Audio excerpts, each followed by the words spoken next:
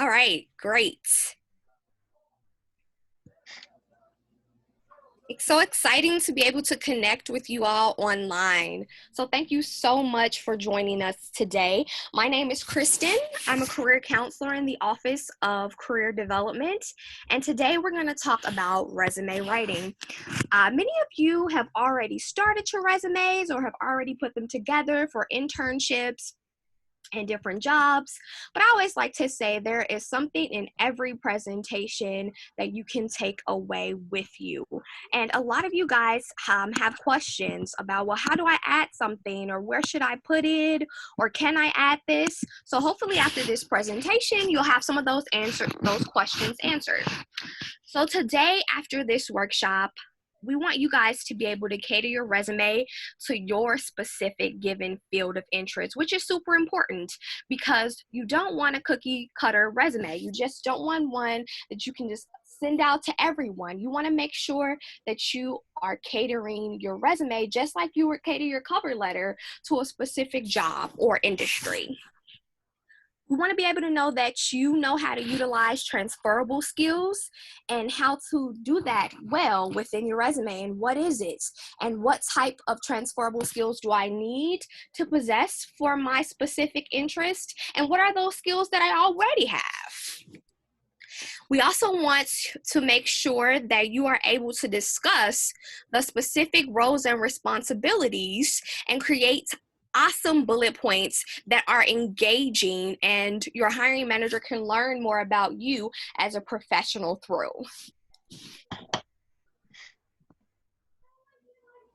So I think it's just as important to know what doesn't belong in a resume just as it is to know what does. So we'll start there. So not everything that you've ever done. I get a lot of students. I like to say right now, if you are currently unmuted, can you mute yourself for me, please? Thank you. Okay, so your resume is not a list of everything you've ever done. You guys are so amazing and so active. Some of you have a very long list of work experiences and jobs and clubs that go back for years and years. And that's amazing because you're honing in on your skills and you're learning about yourself as a professional, but you do not have to add everything that you've ever done in your resume. You want to make sure that everything you are adding has purpose and it's there for a specific reason, and it's telling something about you as a candidate that you want the hiring manager to know. So after your freshman or sophomore year, I'd say freshman year, you don't have to add your high school experiences anymore. You don't want to add them. This is why it's imperative to make sure, especially when we're back on campus, to start joining in things. To start joining in a club or to create a club, to do a lot of different activities that are around on campus. There are different activities that are being offered online as well. So make sure that you know the different resources that you have and become a part of the campus as well as off campus. Something that's super important as well is to make sure that you don't utilize personal pronouns such as I, me, and my. This can be kind of difficult because you're talking about yourself. So it's just natural to say, you know, I did this, but it's something that is just one of those resume rules. A lot of the times it's a simple swap in and out, or just a couple different words that you might have to change when you're taking out I, me, or my. It's an easy fix. I wanted to let you guys know also, if you have any questions, you can go ahead and add them in the chat box, and we will get to them during and after the presentation. You want to make sure you don't add references upon request. I always say don't add references, have a separate reference document. And in this document, you want to make sure that you have the name of the person, you have where they work, how you know them, one phone number, and one email address, because you don't want the hiring manager to have to look for the person too much. So keep the information concise, but have that as a whole separate reference document. You don't need any personal information. You don't have to add any fluff or non-essential information such as hobbies or interests. Those are things that we used to add in the past, but now we want to keep it strictly what are your professional skills. And no photographs for most people. Unless you are in performing arts, you do not want to add your photograph. You don't want to add your social security number or your birthday. You don't have to have that information. So some essential formatting tips. Your resume is going to be one page, and I have usually up here because there are a couple different rules. So if you're a graduate student, you can go on ahead to that second page.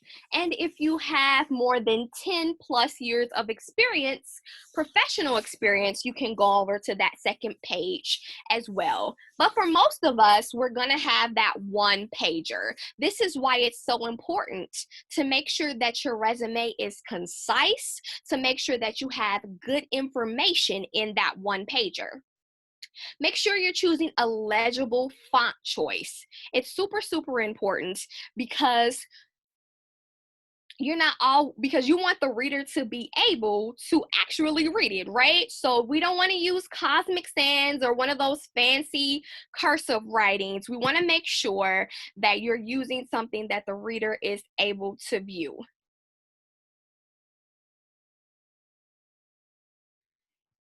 Also, make sure that your font size is no smaller than 10 point. I've seen larger font sizes as well. Make sure it's not any bigger than 12 points. So if you only have, if you don't have much information, you're just starting out and you're trying to fill up your resume, don't add 16-point fonts. There's different ways to fill your resume and we can come up with ideas together, but make sure you're sticking between 10 and 12-point font. Also, I cannot reiterate this enough. You want to make sure that you do not use templates. This is super important. Start from a blank document. A lot of people say, well, Kristen, I want to have a little flair, a little style. The most important thing is that you have consistent and good formatting and that you have good information. Let your information shine versus utilizing a template. A lot of times, the resume reader systems that you're sending your resume to are not able to read templates well, even if it looks good on your computer screen, even if you've saved it in PDF, it is hard for them to read it. Plus, when you go back, if you have ever utilized a template, and I have utilized a template before I was a part of career development, it is extremely hard to add information into a template. It's hard to keep formatting because it's already pre-formatted. So when you're going in and you're adding different information, it's really, really hard for you as well. So the biggest thing is to start from a blank document. You can add your own style and flair. You can add different lines.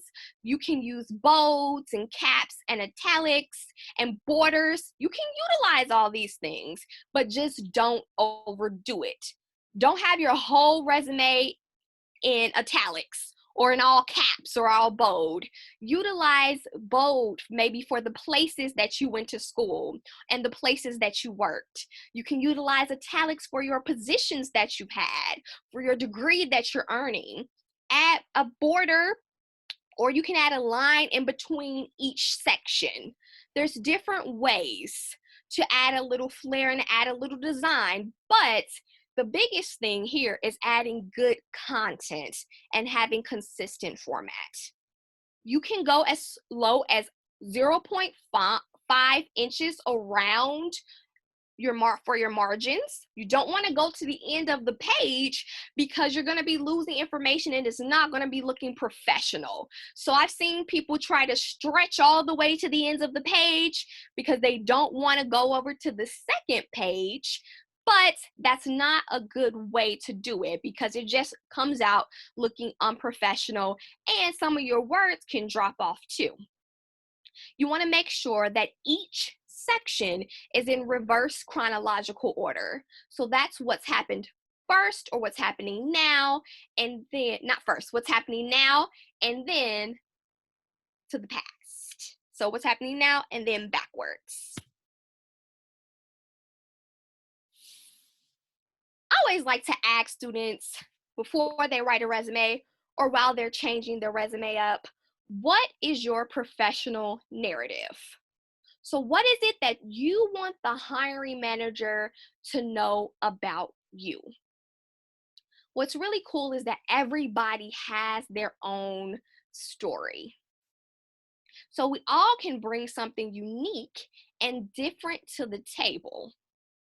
But you have to decide as a candidate, what are those key roles and responsibilities that you've had that you want the hiring manager to know? What are the skill sets that you possess that you want the hiring manager to know? It's all about your stories. What are those specific internships that you've had? Those volunteer experiences? You have to be able to not only write it down, but when the time comes, to be able to speak to it. So you have to give yourself a little time to think about your professional narrative. Sometimes we just go, go, go. We're just write things down, but we haven't given ourselves time to kind of search ourselves as a professional. So this is something that I want you guys to think about tonight. And I always tell my students, this is career development homework. What is your professional narrative and what do you want the hiring manager to know about you? So if you're having trouble thinking about this and kind of pulling things into words, that's okay because we're still doing career counseling appointments through Zoom. So if you'd like to have a career counseling appointment, you can email career@roosevelt.edu and you can be set up with a counselor. So you want to make sure that your resume is marketable. This will be done by highlighting relevant and transferable skills. And for some of us, we might not know what a transferable skill is, but that's okay because I'm going to go into that a little bit later. We want to make sure that your resume is professional, it's concise, and it's proofread.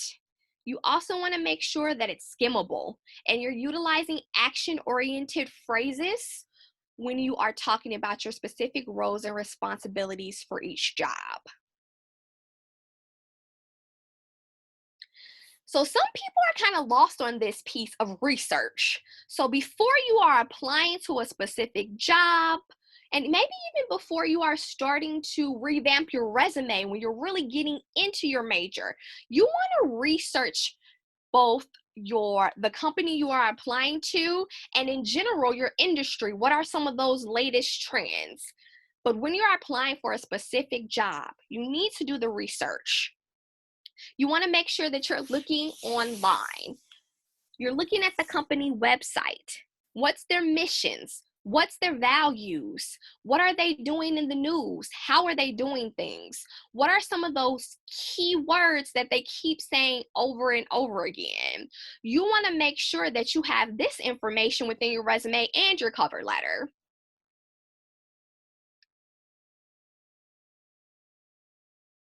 You can do a standard Google search as well. You can add interview with and then add the company name or trend and company name, and you can see what comes up so that you can also get an idea of what's going on outside of the company as well.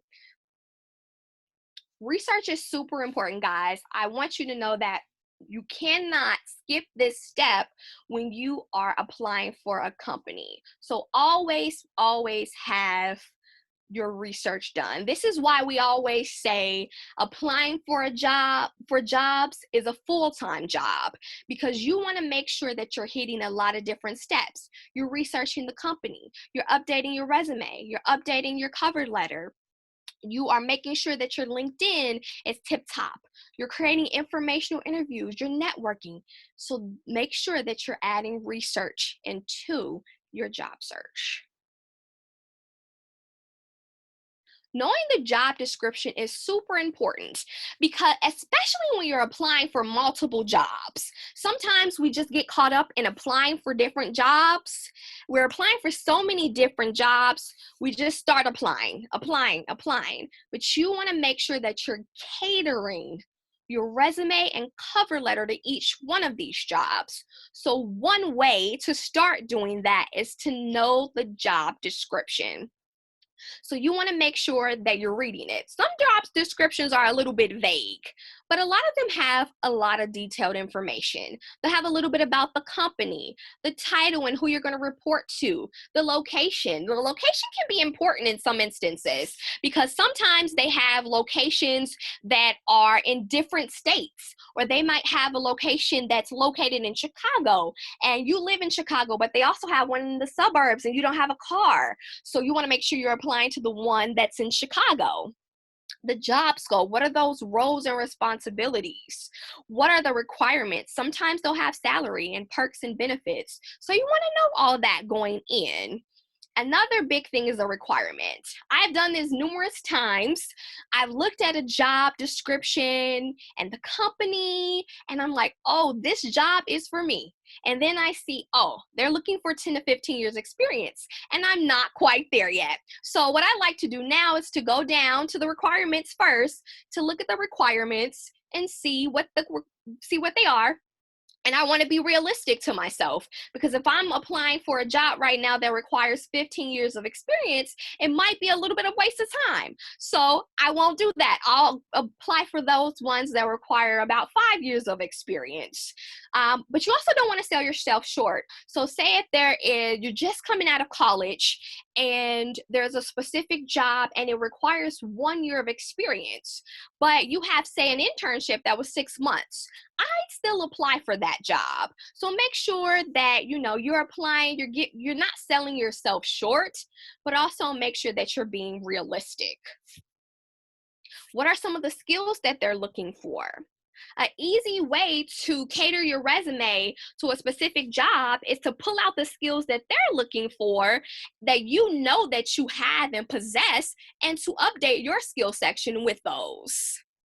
And you want to make sure that you are utilizing the literal words that they are utilizing in the job description in both your cover letter and resume. Also utilize the words, those key ping words that you see them utilizing over and over again in the job description and on their website. You want to make sure that you're adding that to your documents as well. So we no longer utilize objective. Now we call it a professional summary. I've seen a lot of different terms: qualification summary, resume profile, resume summary statement. It's all professional summary. And the professional summary gives a brief summary of your skills, your goals as it pertains to a specific job opening. Right there at the top of your resume, underneath your contact information, you're telling the hiring manager why they should hire you and what you are bringing to the table as a candidate. So I've asked several hiring managers, do you utilize the summaries? Do you read over the summaries? And most of them say yes, because if you're going to add one, they want to know what you feel about yourself as a candidate. So if you're actually going to add it, make sure that the summary is something that's going to add to your resume. If you have a very vague summary that doesn't really say much, then consider updating your summary or consider omitting and using that space for something else. So you want to make sure, obviously, that you have your name and your contact information at the top of your resume. So your name, I usually like to say, put your name a few font sizes larger and bolded so it pops at the top of your resume. Add one address, or you can just add your city and your state. A lot of people are leaning towards not adding their specific address, which is completely fine because it's going to be in the job application anyway. And then add one email and one phone number. Sometimes I see people adding multiple emails, multiple phone numbers. The hiring manager doesn't want to run around trying to find you. So make sure you just add one, and make sure these are the ones that you most utilize. So if you're adding an email address that you only use once a week, you don't want to miss out on the hiring manager, emailing you on Monday and you don't get back to them on Saturday. You can also add your link to your LinkedIn. If you don't have a LinkedIn profile today, that's going to be another career development homework assignment. Make sure you are creating your LinkedIn profile. It's your resume that never sleeps. And a lot of hiring managers utilize them as well. So you want to make sure that you have one. And if you're going to add your link, then you want to make sure that you shorten your link. And if you don't know how to do that, that's okay. We can help you do that as well. All right, so in your education section, just like any other section, you want to start with your most recent to your least recent. Now, for your high school, after freshman year, it's okay to take off high school now. And you also want to make sure that you're obviously adding Roosevelt, Illinois, you're adding the city and the state, and then you're adding your degree exactly how it looks on your transcripts. So it's going to be bachelor's of arts in English, or it could also be bachelor of, arts in psychology, but then you also have bachelor's of science. So you want to make sure that you're looking on your transcript so you can get the exact college that you belong into. You can also add your expected graduation month and year. I see a lot of people just add present. Nope, just add the month and year you expect to graduate, and it's okay if you have to switch it up and you don't know exactly when you graduate. Just add when you expect to graduate or you think that you will. Okay, in your experience section, I'm going to keep saying this over and over again because I see it all the time. Make sure you're utilizing reverse chronological order. So you're starting from your most recent and then backwards. Make sure that you have the place that you work, the city and the state, what your title was, and make sure that you have the month and year that you started your position and the month and the year that you ended that position. Or if you currently work there, you can have to present. Make sure that all of your bullet points are action-oriented bullet points that are in the proper tense. So if you currently work there, all your verbs should be in the present tense. But if you no longer work there, then all your verbs should be in the past tense. All these little things really do make a difference in your resume. So you want to make sure that you're catching on to all these little things. So this is an example of a well-formatted resume. We have the contact information. Her name's a little bit bigger. You see that she's chosen to put her headers, education and research experience, in the middle, and they are directly under each other. She has consistent formatting. They have underlines, both of them. Both of her headers are capped. You see that she has bolded the school that she works for, and she bolded the her education as well as the state and location.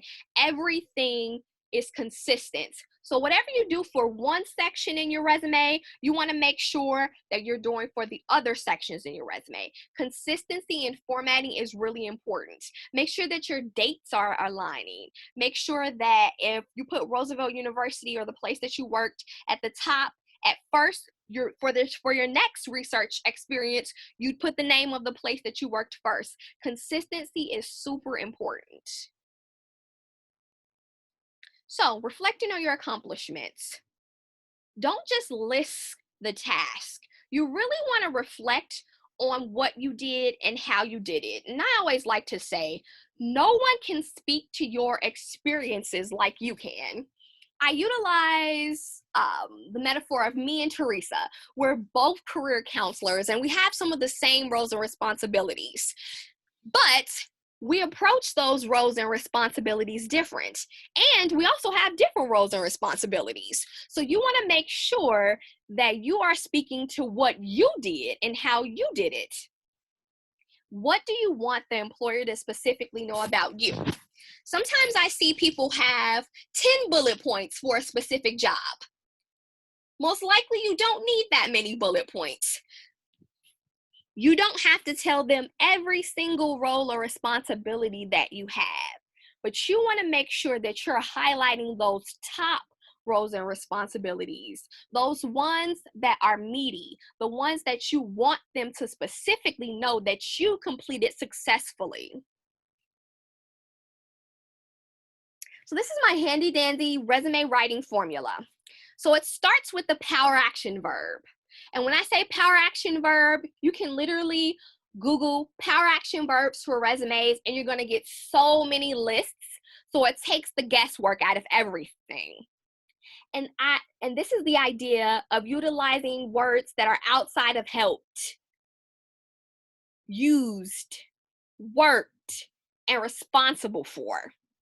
If you take away anything from the bullet point section here, don't start your bullet points with helped, worked, used, or responsible for.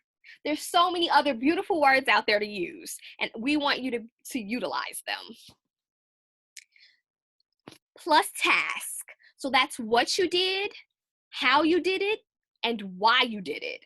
A lot of the times we stop at what we did, and that is an incomplete bullet point. You want to go into how you specifically did it and why you did it. And it's super important to add results if you know the results. Sometimes you're not going to know the results, and that's okay. But when you do know them, then you want to go ahead and add them. Because this says, based on what you did, what happened, what type of impact did you have, who benefited? And this is important because hiring managers love to see positive results. So if you know the result, then you definitely want to add it. And wherever you can, quantify. Pull out those numbers. How much of something did you do? How many people did you service, etc. So this is an example of how you can create your bullet point. Excuse me. So, basic bullet point would be a bullet point that doesn't have much information. Develop lesson plans for students. If anybody has ever seen a teacher develop lesson plans, or if you've ever developed a lesson plan for yourself, you know that that takes a lot. And there's a lot of different steps that go into that. So if I saw this as a hiring manager, I'd be like, okay, that's awesome, but I don't know anything about it. And that would just turn me off because you are trying to win over the hiring manager. That's the ultimate job. And a bullet point like that is not going to win over the hiring manager. You want to create a bullet point plus. Develop individual learning goals and lesson plans to cater 75 students' needs in reading and math, resulting in 80% of students improving by a letter grade. So you're giving them more information. You're letting them know that you not only develop lesson plans, but you catered those lesson plans to 75 students in both reading and math, and you're giving them a good result, 80% of students improving by a letter grade. Now, sometimes we don't have that much information to give for a bullet point. That's okay. But wherever we can give a little bit more information, it's imperative that you do so. This is just a list, an example of strong action verbs. This is a very short list, but there's so many words that you can utilize instead of saying helped, used, or responsible for, or worked.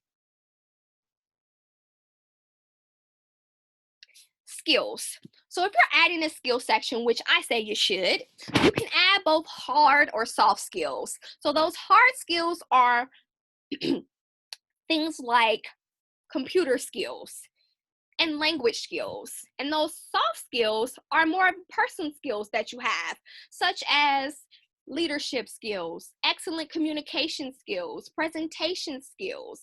You want to make sure that you have a nice mix of both the hard skills and the soft skills.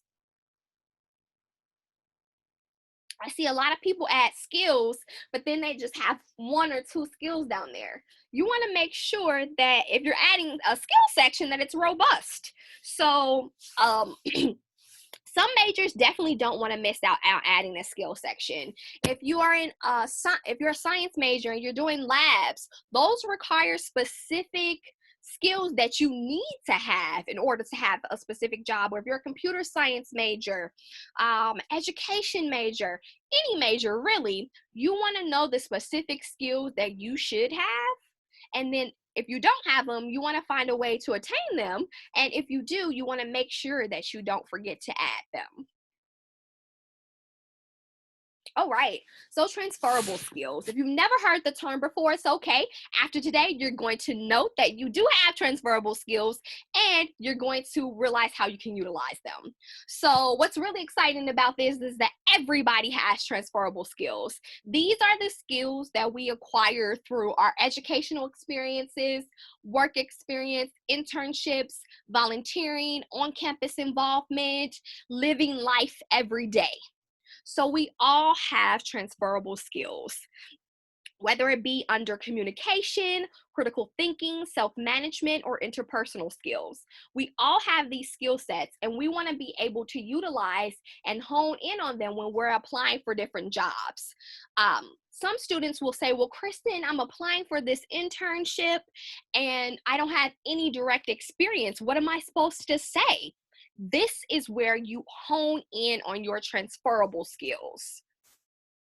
You let them know that you have a strong skill set based on the experiences that you do have. That's why you want me.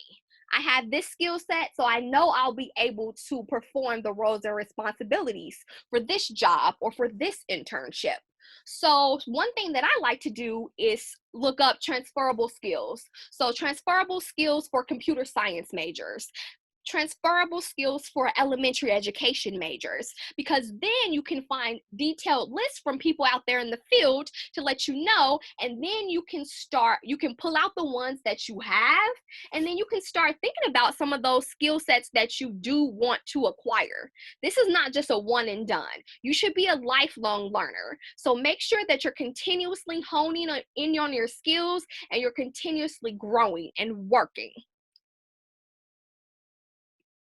I want you to take some time for yourself and to brainstorm, what are the specific transferable skills that I possess? Everyone has them. What are those top 10 career or personal skills that you have? Now, if you can't come up with 10, that's okay.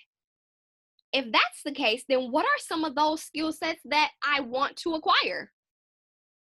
We have maybe a little bit more time on our hands now. This might be something that you want to think about, the skills that you can work on from home.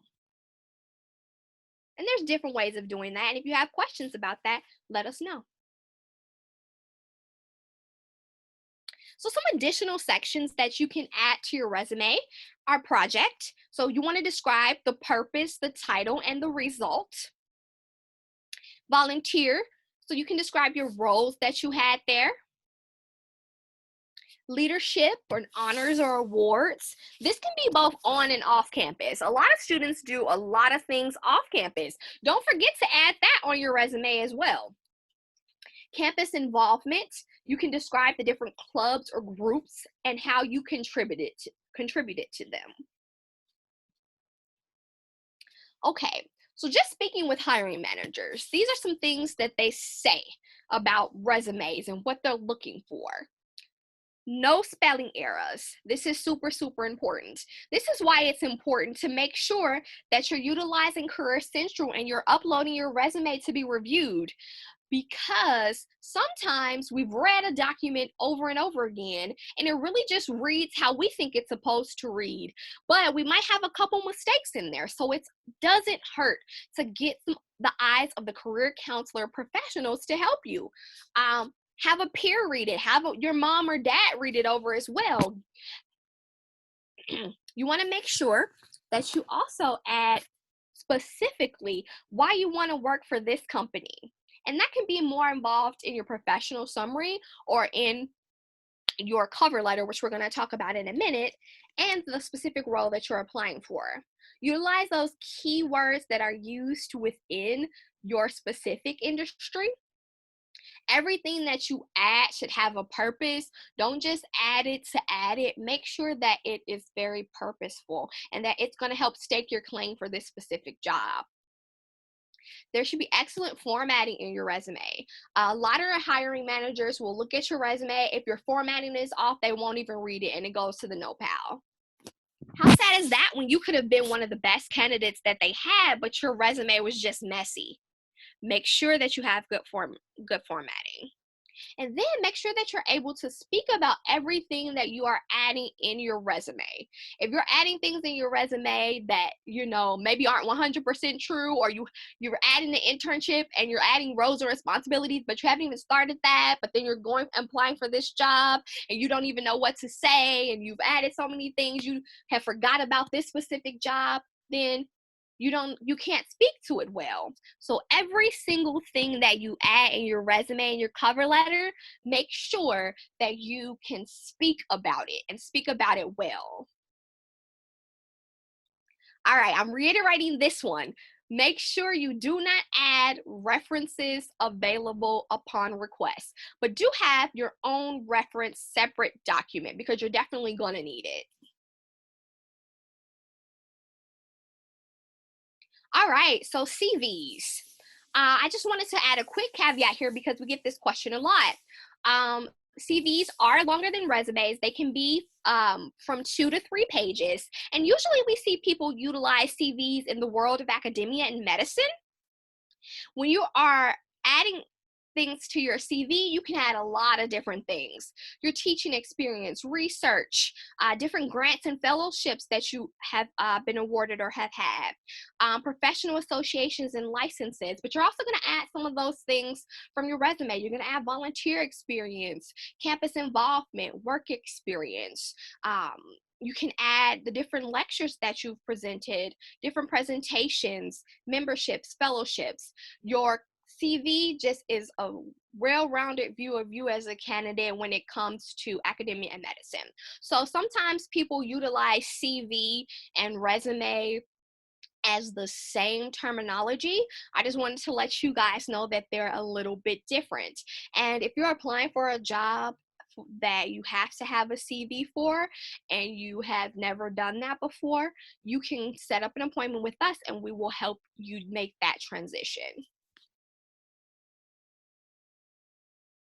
Okay, so I quickly want to talk about cover letters because a lot of the times you will be submitting a cover letter with your resume. You want your cover letter to be 1 page, and the cover letter explains why you're qualified. Why would we want to bring you in for an interview? Why would we want you to be a part of our company? It gives them a little bit of narrative behind those bullet points that you had in your resume. So your resume, you have these bullet points. Maybe you can't explain as much as you want to. What's cool about that is that the cover letter, it's a letter format, paragraph format. You have space to really go in depth for some specific roles and responsibilities that you had, your interest and your passion within your current field. So this is your time. I always like to say, it sounds corny, but I always tell my students, your cover letter is your time to shine. I think something that's super big to note is that you do not want to just copy and paste skills or copy and paste your bullet points from your resume to your cover letter. No, you definitely want to utilize that space to give more. Give them more. Don't just copy and paste, or don't just list out, even in your I've seen this before, in your paragraphs, just list out what you had on your resume. No, give them a chance to know a little bit more about you as a candidate. So this is the question I always get. The employer doesn't ask for a cover letter. They don't say it's required. I mean, there's a section for a cover letter, but only the resume is required. Do I still need to submit one? So everybody in the comment section, what do you guys think? Yes or no?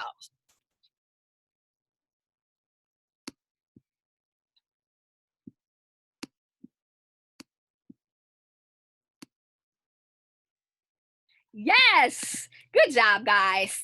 Yes. Just like good old PB&J, they go together.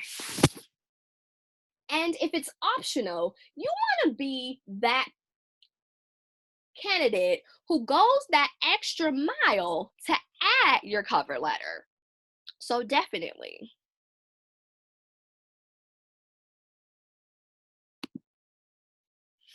All right, some preliminary tips. So just as when you're doing the resume, you want to make sure that you have done your research and that you know the job description. You're utilizing that terminology that they're utilizing in their job posting. You're wanting to make sure that you are highlighting some of the experiences that you had. Your volunteer, your club experience, campus involvement. Maybe you want to talk a little bit about your coursework or a project that you had to do. If it's pertinent, then add it.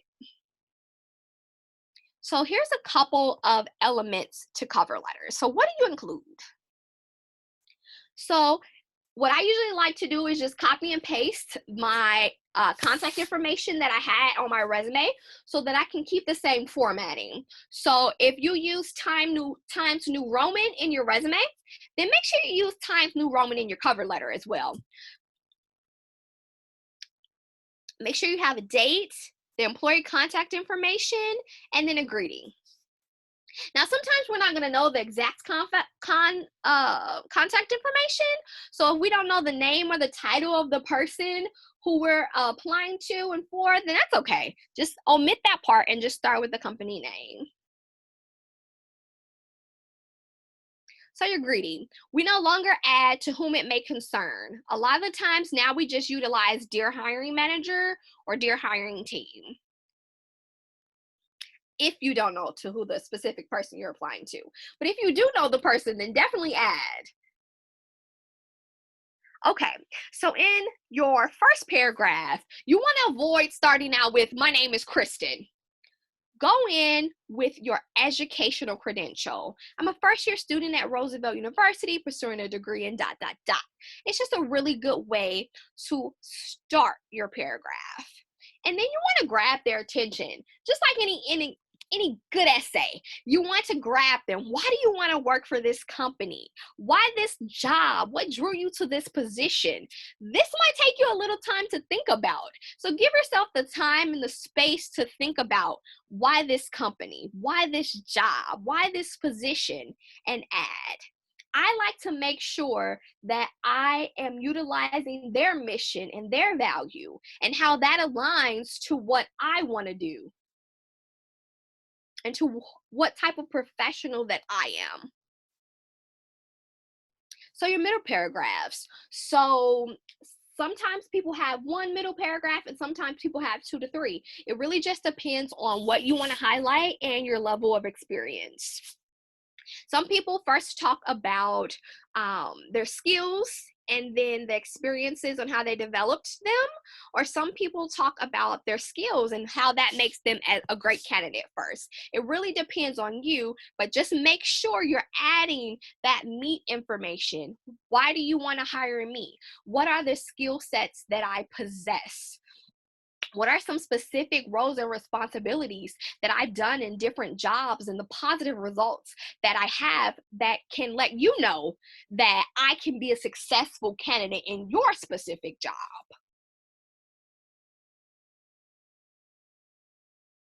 For that last paragraph, you want to make sure you state with confidence why you apply for this position and the value that you're going to bring.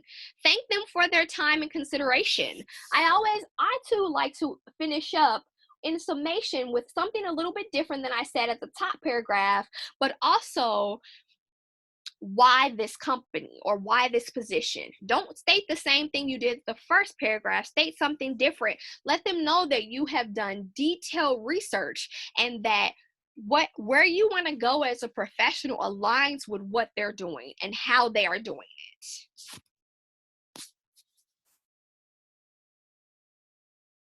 Tips on writing the body paragraph. Show, don't tell. Don't just list off your skills. Like I said before, make sure that you're adding specific, detailed information. Don't repeat the exact same thing within your resume.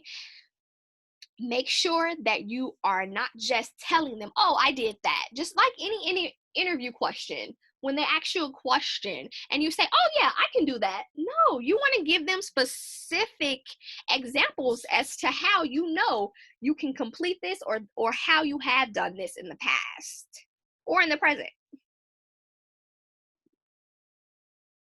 Use same font style and margins and heading as your resume, as I've said before, and make sure you're emphasizing some of those strongest qualifications that you had. Don't just add to add. Make sure everything in your cover letter and your resume is meaningful. Make sure you're clear and concise. Sometimes we have so much to say that it's hard to get it down in specific words, but that's where giving yourself some time comes into play.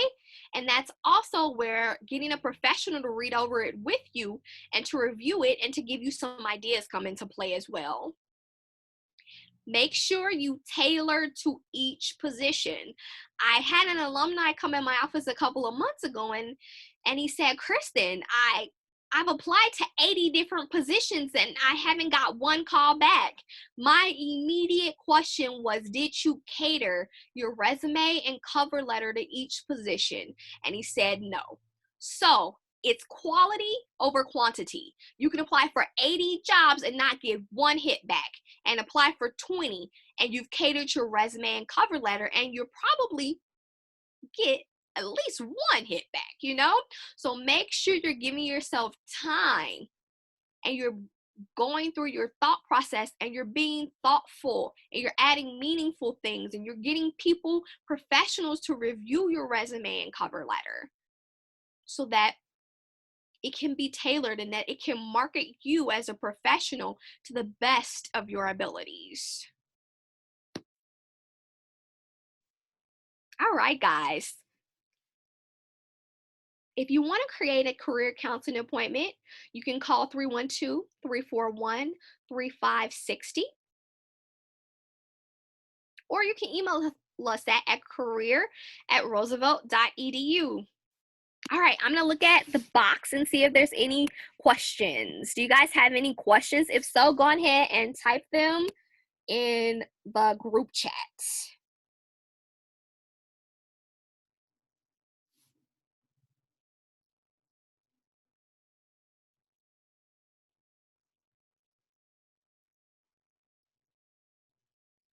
Okay. I have a question. How do you write or quantify numbers when you personally made those results versus a team effort? I think that's a really, really good question, Cassie. I would personally probably write them the same, but a little different maybe. It really depends on the bullet point in general. So I'd be interested in looking at your specific bullet point, and I probably add a couple different words. I probably wouldn't use the terminology team effort right now, but I'm at a loss for specific words to say. But I would want to see the bullet point and what were some of those specific roles and responsibilities you're trying to hone in on. But I can see that if you want to, make it look like this, you were the only person who did it. But I have to see your resume to see it. So Cassie, actually, I have your email, so I'll email you and we can talk about that.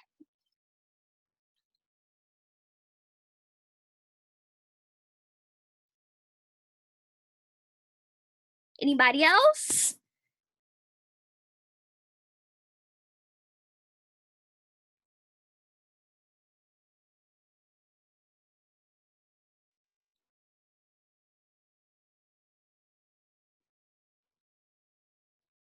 All right. If there are no questions, any more questions, I want to thank you guys so much for joining us today. It's exciting to be able to talk to you guys, even though I can't, see you guys in person. And again, if you have any questions, please let us know. We are still here for you guys. We're looking into having a virtual career fair, so that's super exciting. And we also will have our presentations on our YouTube channel, which we are hoping will be able to be posted and up by the end of this week, beginning of next week. Um, yeah, thank you so much for joining us. Have a great day and stay safe, everyone.